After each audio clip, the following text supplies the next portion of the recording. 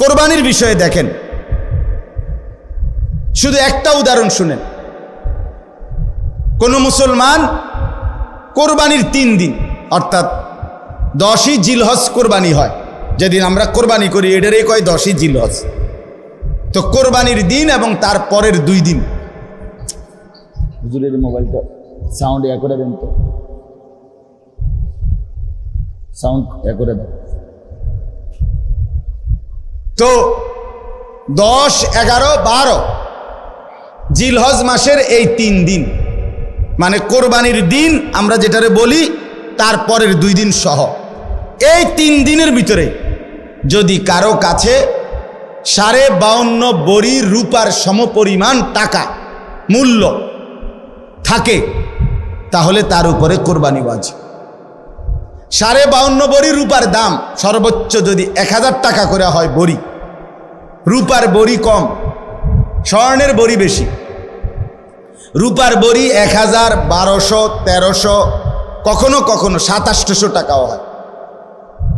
তাইলে যদি 1000 করে গড়ে হয় তাহলে 52,500, 52,500 কিনা এই ঈদের দিন, কোরবানির ঈদের দিন এবং তারপরের 2 দিনের মধ্যে যে কোনো টাইমে কারো কাছে যদি নিজের ঘরের এই মৌলিক প্রয়োজন, ওই যেটা আমি বললাম হাওয়ায় যে আসলি, বউ বাচ্চার বাজার, ওষুধপত্র সহ আমরা মৌলিক খরচ যেটা মোটা দাগের, এই মৌলিক খরচ যা তার অতিরিক্ত যদি ওই পরিমাণ টাকা সম্পদ কারো কাছে থাকে তার উপরে কোরবানি ওয়াজিব।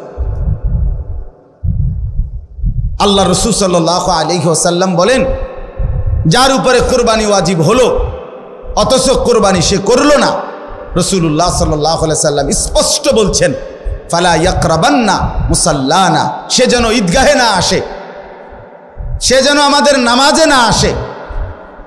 এই অপদার্থ তুই ঈদের নামাজ পড়তে আসবি না। রাসূলুল্লাহ সাল্লাল্লাহু আলাইহি ওয়াসাল্লাম স্পষ্ট নিষেধ করছে, নাফরমান তুই আসবি না, তুই উঠতেলা, তুই ঘরে থাক। বলেন, তাইলে জিলহজ মাসের এই 3 দিন, কোরবানির 3 দিন, মনে করেন আপনি গতকালকেও আপনার কাছে টাকা ছিল না, কিন্তু আজকে কোরবানির দিন বা তার পর দিন সকালবেলা আপনি একজনের থেকে 70,000 টাকা পাইতেন, এবারে আজকে দিছে টাকাটা, বাইতাইছে ঈদের উপলক্ষে এই টাকাটা আজকে দিছে। আর এই টাকাটা ছাড়াও আপনার ঘরের পরিবারের সংসারের যা প্রয়োজন তা চলবে, সমস্যা নাই। এই টাকাটা তো আমি ধরছি না হিসাব, এই আজকেই টাকাটা পাইছেন, আজকে তো আগামী এই 3 দিনের সন্ধ্যার আগে আগে আপনার জন্য কোরবানি ওয়াজিব। যে মহিলার কাছে স্বর্ণ আরো কিছু নগদ টাকা আছে, 2টা মিলাইয়া যদি, যেমন একজন মহিলার কাছে মনে করেন 1 বড়ি স্বর্ণ আছে, 2 বড়ি, 1.5 বড়ি, এটা তো থাকেই, একেবারে ন্যূনতম 1-1.5 বড়ি স্বর্ণ তো যে কোনো মহিলারে আছে, বুড়া বেড়ি ভিতরে আছে, মহিলারও আছে, একেবারে গরিব বুড়াবার ঘরেও আছে। সাথে যদি ওই 3 দিন এই মহিলার কাছে আলগা কিছু টাকাও আছে, 10,000, 5,000, 20,000, 15,000, উনার টাকা, এটি উনার মহিলার নিজের টাকা, স্বামী দিছে, নয়তো ছেলে দিছে, নয়তো বাপের বাড়ির থেকে দিছে, যেমনি হোক দিছে, এই স্বর্ণ আর ওই টাকাটা মিলাইয়া যদি 52,500 টাকার দামের চাইতে বেশি হয়, এই মহিলার উপরে কোরবানি ওয়াজিব, নিঃসন্দেহে ওয়াজিব। তাইলে 1 বড়ি স্বর্ণের দাম তো হলো 80,000, ওনার কাছে আরো আছে 5,000 ব্যক্তিগতভাবে টাকা, তো 85,000 ধরেন, তো 85,000 টাকা 52,500-এর চাইতে কম, তো তাইলে এই মহিলার উপরে কোরবানি ওয়াজিব হলো কিনা? কই আমাদের সমাজে কয়জন মহিলার কোরবানি দেয়? বেড়িতে গুস্তও না খাবায়, কিন্তু কোরবানি কো, রুটি গুস্ত না খায় উনি, কিন্তু কোরবানি হইও কই না। রাসূলুল্লাহ সাল্লাল্লাহু আলাইহি ওয়াসাল্লাম বলেন, যে ব্যক্তি সামর্থ্য থাকার পরেও কোরবানি করলো না, সে যেন আমাদের নামাজে না আসে। কি পরিমাণ ধমক দিছেন! তাহলে আমি এই দুইটা মাসালা আপনাকে বুঝাই, কোরবানির বিষয়েও বোঝা দরকার। আপনি মনে করেন ছেলেটা বিদেশ, অধিকাংশ মানুষের ছেলে বিদেশ আছে, তাহলে সে টাকা রোজগার করে। এখন হে প্রত্যেক মাসে বা 2 মাসে 3 মাস পর পরই বাফেরে 20,000 30,000 টাকা দেয়। এই ছেলেটা বাফের লাগিয়া পাঠায়, বাপ মার লাগবে। এখন কোরবানির সামনে এই উপলক্ষে ছেলেটা 30,000 টাকা পাঠাইছে, অথবা অন্যান্য বারের চাইতে 5,000 বেশি পাঠাইছে। ধরেন আগে পাঠাইতো সবসময় 30,000, যেহেতু কোরবানি এই জন্য পাঠাইছে 40,000, কথার কথা 10,000 বেশি পাঠাইছে। এখন এই টাকাটা দিয়া ছেলেটার মা এবং বাপের কোরবানি করছে, বাপ মার নামে কোরবানি দিছে। এখন ছেলেটা, তার কাছে তো টাকা আছে, তার তো এই শুধু 30,000 টাকা না, তার কাছে তো তার ব্যক্তিগত জমানো টাকা আছে। তো তার কাছে তো অবশ্যই 52,500 টাকার অতিরিক্ত টাকা তার কাছে ব্যাংকে হোক যেখানে হোক তার কাছে জমা আছে না? কথা বলেন না কেন? তাহলে এই ছেলেটার উপরে কোরবানি ওয়াজিব কিনা বলেন না? তো এখন তার যে বাংলাদেশে তার বাপ মার নামে কোরবানি হলো, দিল, তো তাদের সোয়াব হইল, ঠিক আছে, তাদের কোরবানিও হয়েছে, কিন্তু এই ছেলের কোরবানি আদায় হয়েছে নি? কথা বলেন না কেন? তো এই 10 বছর ধরে ফুলাগা বিদেশ থেকে টাকা পাঠায়, বাপ মার নামে কোরবানি হয়, তার কোরবানি সে তো গুনাহগারী থাইকা গেল, সে তো নাফরমানি থাইকা গেল। এই ছেলের জন্য তো ঈদের নামাজ পড়তে নিষেধ করছে আল্লাহ, নবীজি সাল্লাল্লাহু আলাইহি সাল্লাম। তুই তো পাপী রয়ে গেলা। তাইলে বলেন কি পরিমাণ মুসলমান এই চিন্তা হিসাব করিলে কত পরিমাণ প্রবাসী অসংখ্য এমন আছে যারা বাপমার নামে কোরবানি দেয় কিন্তু তার কোরবানি দেয় না। তো বলে বাপমার নামে কোরবানি দিত না? অবশ্যই দিব। বাপের যদি একটা লুঙ্গি লাগে, এর লাগে কি ফুতের লুঙ্গি কিনতো না? কথা কন না কেন? বাপের যদি একটা জামা লাগে, তো এর লেগে কি বাপের জামা আমি দিছি দেখা আমি আর খালি গায়ে আটমু নাকি? তো তাহলে এটা কথা হইল কোনো? বাপের নামে কোরবানি দিলাম দেখা, মার নামে কোরবানি দিলাম দেখা আমি কোরবানি দেব না, এটা কোন কথা? ছেলেটার দোকান অথবা ছেলেটা ঢাকা কাজ করে, চাকরি করে, যেটাই করুক, তে বাইতাইয়া তার কাছে কিন্তু টাকা আছে 60,000-এর বেশি, কিন্তু বাইতাইয়া মাতে না, তার বাপের হাতে টাকা 10,000 দিয়া দেন, আপনি কোরবানি দেন, গোস্ত না খাওন, আপনার নামে দেন, আপনি মুরব্বী মানুষ, আপনি মরিয়া গেলে আর পাইবেন কই কোরবানি? অথচ সে কিন্তু কি সামর্থ্যবান, কথা বুঝেন নাই আমার? তার কাছে টাকা আছে না, এই 10,000 টাকা ছাড়া তার দ্বারা আর টাকা নাই। তাহলে এই ছেলের উপরে তো কোরবানি ওয়াজিব, অথচ সে তার বাবার নামে কোরবানি দিল, বাবার সাথে শরিক দিয়া টাকা জমা দিয়া 10,000 টাকা বাপারে বুঝাই দিয়া শেষ। সে মনে মনে ভাবতেছে আমি তো কোরবানি দিছি, এই যে আব্বারে দিছি 10,000, তুই বেটা আব্বারে না 10,000 দিস, কোরবানি দিস কই? কোরবানি উপলক্ষে না 10,000 টাকা বাপেরে দিছ, তো তুমি তো সারা বছরই টাকা দাও, তো এখনো দিছো, এটা অসুবিধা কি? বাপমার খেদমত তুমি করবা না? বাপমারে তুমি দিবা না? বলেন কি পরিমাণ ছেলে যাদের কাছে টাকা আছে অথচ তারা কোরবানি দেয় না। বাইতাইয়ে নতুন জামা ফিন্দা ঈদগাহে মুসল্লা লইয়া নামাজ পড়তে যায়, কিত্তে যাও বেউকুফ, তুই হুতাতে না থাকবি, তুই গোস্ত আনলে গোস্ত খাইবি। আরে বেটা তোরে বেটা ঈদগাহ যাইতে কইছে কে বেটা? এত সকাল ঘুমে তুটছু কিত্তা তুমি? গোস্ত রান্ধা হইলে না উঠবা, তোমার তো উড়াইবেই তোমার আম্মা। এই জন্য এটা শরীয়তের বিধান। অনেক ছেলে আছে বালেগের উপরেই কোরবানি ওয়াজিব। অনেক ছেলে আছে ঢাকা, চিটাগাং শহরে, বন্দরে চাকরি করে, ব্যবসা করে, তাদের কাছে টাকা আছে, হেতে অনুমনে করে আমি ফুলায় ন। তুমি অবিবাহিত মনে করো, অবিবাহিত হইলেও কোরবানি যার উপরে ওয়াজিব হয় তাকে কোরবানি দিতে হবে না? না বউ থাকা শর্ত? কথা কয় না,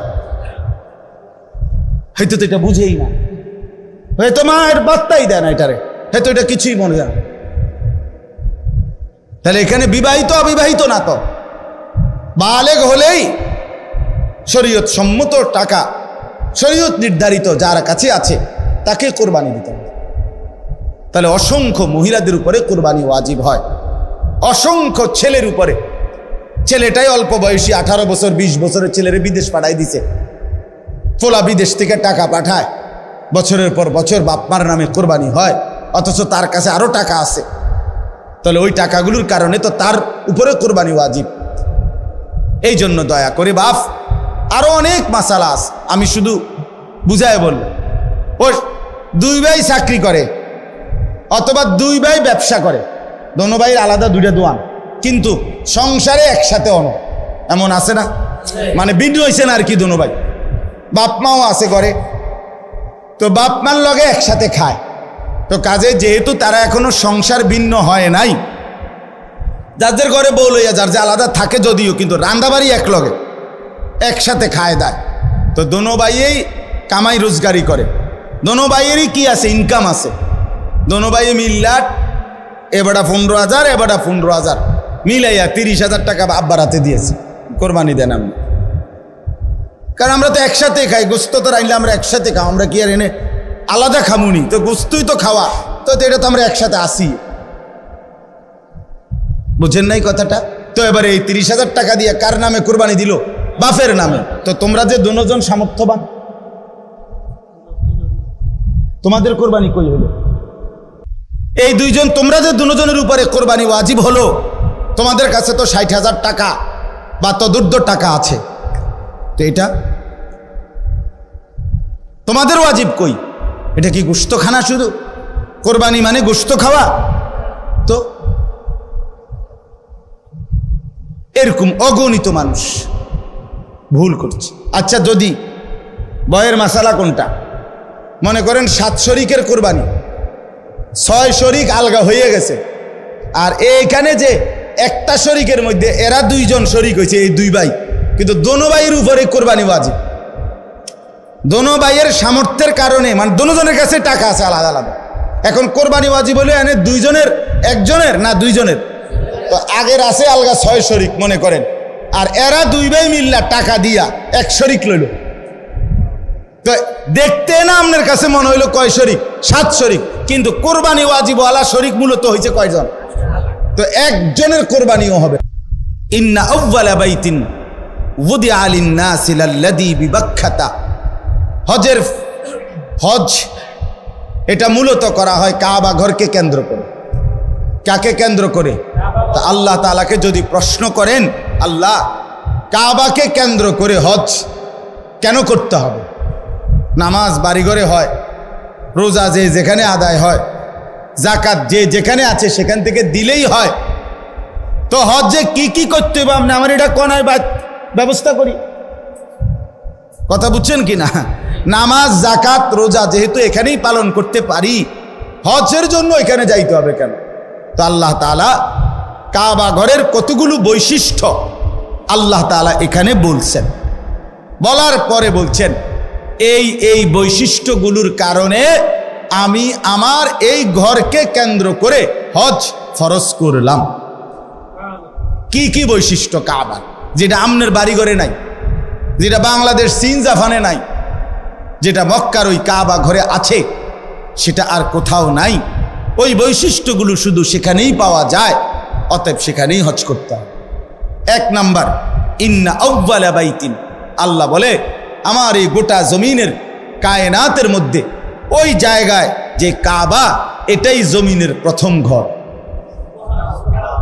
জমিনের প্রথম, এটা মর্যাদা, এটা কাবার বৈশিষ্ট্য, এটা প্রথম ঘর। এই পৃথিবীতে প্রথম মাটি তে আল্লাহ তাআলা এই গোটা পৃথিবীতে প্রথম যে ঘরটা বানিয়েছেন সেটা কাবা, এটার বৈশিষ্ট্য। 2 নাম্বার, উদিআ লিন-নাস, এই ঘরটা আমি আল্লাহর পক্ষ থেকে বানানোই হয়েছে মানুষের জন্য। মানুষ সেখানে আসবে, আমার বান্দারা আসবে, এই জন্য আল্লাহ তাআলা কাবা বানাইয়া ইব্রাহিম আলাইহিস সালামের মাধ্যমে ইব্রাহিম নবীকে বলছে, আযযিন ফিন-নাস বিল হজ, ইব্রাহিম তুমি মানুষদেরকে এই ঘরের উদ্দেশ্যে হজ করার জন্য ডাকো। তাহলে আল্লাহ বলেন আমি বানাইছি মানুষের জন্য, তো মানুষ যাবে না তো কে যাবে? আমার বান্দা আসবে না তো কে আসবে এখানে? তো এটা বানানোই হয়েছে ইমানদারের জন্য, এটা বানানোই হয়েছে মুমিনের জন্য, এটা বানানোই হয়েছে মুসলমানের জন্য। সুবহানাল্লাহ। 3 নাম্বার, লাল্লাযী বিবাক্কা, আল্লাহ বলে কাবা শুধু কেবল এটা মক্কাতেই অবস্থিত। কোথায় অবস্থিত? কাজেই এত বাই এত, দৈর্ঘ্যে কত, প্রস্থে কত, সব কিছু একেবারে ইঞ্চি মিলাইয়াও যদি পৃথিবীর অন্য কোথাও কেউ এমন একটা ঘর করে এবং এভাবে কালো, যেই গিলাফটা কালো গিলাফ কাবা ঘরের মধ্যে লাগায়, এটা তো সৌদি আরবে কোম্পানিতে বানায়, একটা নির্দিষ্ট জায়গা আছে, ওরা সারা বছর এই গিলাফটা বানায়। তো এই গিলাফ এখানে একটা বানাইলে এটা এরকম 1000টা গিলাফ বানানো কি অসম্ভব? তো এটা জায়গায় জায়গায় এরকম একটা ঘর বানাইয়া গিলাফটা লাগাইয়া দিলেই তো হয়। আল্লাহ বলে না, হয় না। লাল্লাযী বিবাক্কা, এটা মক্কাতেই হতে হবে, এখানেই যেটা এটাই এটাই। এই জন্য ওই যে আব্রাহা বাদশাহ ইয়ামানে বানাইয়া কাবার মর্যাদা দিতে চাইছিল, মক্কার এক লোক গিয়া ওইখানে পেশাব পায়খানা করে দিয়েছে, যা তোর এটা বেশি দিলাম। এই কারণেই আব্রাহা বাদশাহ হাতি নিয়ে আসছিল কাবা ধ্বংস করছে। কথা বুঝছেন তো? এটা মক্কাতেই অবস্থিত। 4 নাম্বার, মুবারাকান, আল্লাহ বলেন কাবা এই যে মক্কার, এটা বরকতের খাজানা, বরকতের খনি, বরকতের খনি। এটাতে আল্লাহর ঘর কাবাতে আসছে, আর বরকতে বরকতে আল্লাহ তাআলা তার জিন্দেগি ভরে দিয়েছে। 5 নাম্বার, ওয়া হুদাল লিল আলামিন, এটা সারা বিশ্ববাসীর জন্য হেদায়েতের কেন্দ্র। সুবহানাল্লাহ। এখানে যে আসবে আল্লাহর জন্য, আল্লাহর রাজি খুশির জন্য, সে নিশ্চিত হেদায়েত পেয়ে যাবে, তার জিন্দেগি বদলাবে, তার পরিবর্তন হবে। এটা বৈশিষ্ট্য। 6 নাম্বার, ফিহি আয়াতুম বাইয়িনাত, আল্লাহ বলে এই কাবার চারিদিকে অগণিত আল্লাহর কুদরতের নিদর্শন আছে। কাবার ঘর দেখলে আল্লাহর কুদরত, কাবার দরজা দেখলে আল্লাহর কুদরত, হাজরে আসওয়াদ পাথর দেখলে আল্লাহর কুদরত, হাতিমে কাবা দেখলে আল্লাহর কুদরত, মুলতাজিমের সামনে দাঁড়াইলে মুলতাজামের আল্লাহর কুদরত। এরপরে কাবা ঘরের ছাদের পানি যেই পড়ে মিজাবে রহমত, এটার দিকে তাকাইলে আল্লাহর কুদরত। হাজি সাহেবদের চেহারা, হাজি সাহেবদের এই ঘোরাফেরার দিকে তাকাইলে আল্লাহর কুদরত। তাওয়াফ দেখলে আল্লাহর কুদরত, সাফা মারওয়ায় আল্লাহর কুদরত। এখানে কদম কদম আল্লাহর কুদরতের নিদর্শনই নিদর্শন। আল্লাহকে যদি বলেন আল্লাহ আরো 2-1টা আমনে কর না, তা আল্লাহ বলে মাকামু ইব্রাহিম, এখানে একটা বড় সড়ো আমার কুদরত আছে, আসলেই দেখবা বান্দা। সেটা হচ্ছে ইব্রাহিম আলাইহিস সালামের স্মৃতি চিহ্নওয়ালা পাথর। ইব্রাহিম আলাইহিস সালাম আল্লাহর হুকুমে কাবা ঘর এই দেওয়াল যে সময় পাথর গাঁথতেছিলেন, দেওয়াল উঠাইতেছিলেন, তখন আল্লাহ তাআলা জিব্রাইলের মাধ্যমে একটা পাথর পাঠাইছেন।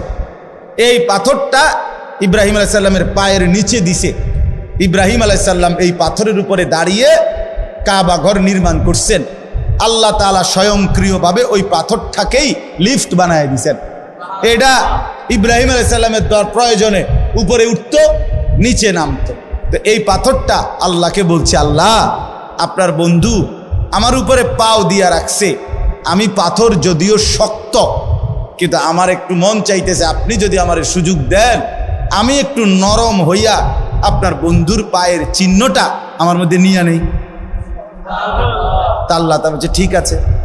তো পাথর নরম হইছে, ইব্রাহিম আলাইহিস সালামের 2 পাও পাথরের মধ্যে দাইবা গেছে, একবারে খাপে খাপ পায়ের চিহ্ন লাইগা গেছে।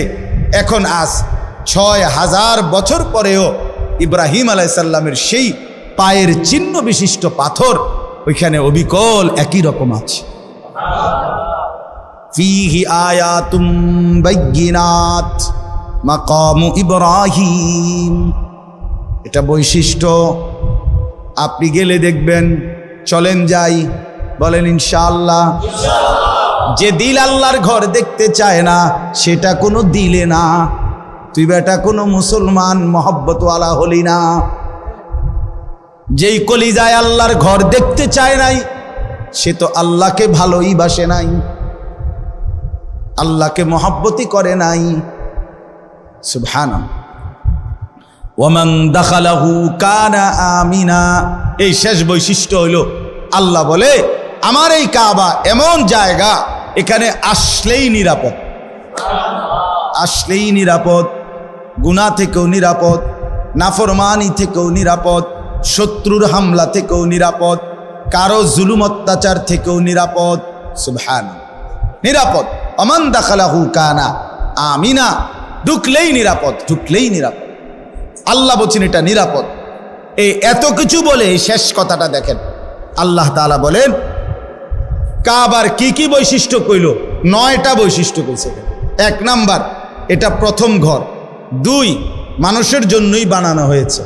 3, মক্কাতেই অবস্থিত। 4, বরকতের কেন্দ্র।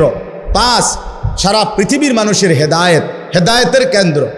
6, এখানে অগণিত নিদর্শন আছে চারিদিকে।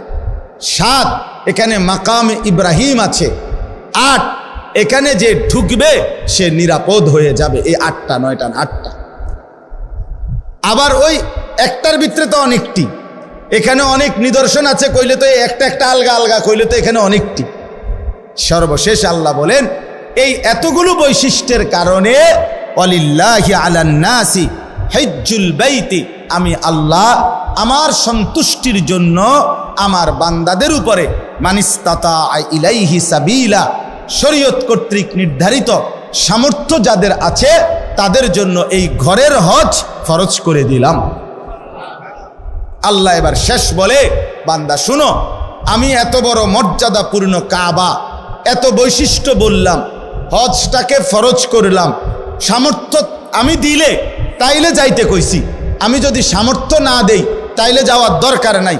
তাইলে আমি সব কিছু আমি দেওয়ার পরে বলার পরেও যে অবজ্ঞা করবে, তুচ্ছ তাচ্ছিল্য করবে, খামখেয়ালি করবে, অমান কাফারা ফা ইন্নাল্লাহা গানিয়ুন আনিল আলামিন, আল্লাহ বলে কেউ যদি অস্বীকার করে, অবজ্ঞা করে, তাইলে আমি রব্বুল আলামিন সারা পৃথিবীও যদি আমার এই ঘরকে পাত্তা না দেয়, আমার কোনো অসুবিধা নাই, আমি কারোই মুখাপেক্ষী না, বরং সবাই আমারই মুখাপেক্ষী।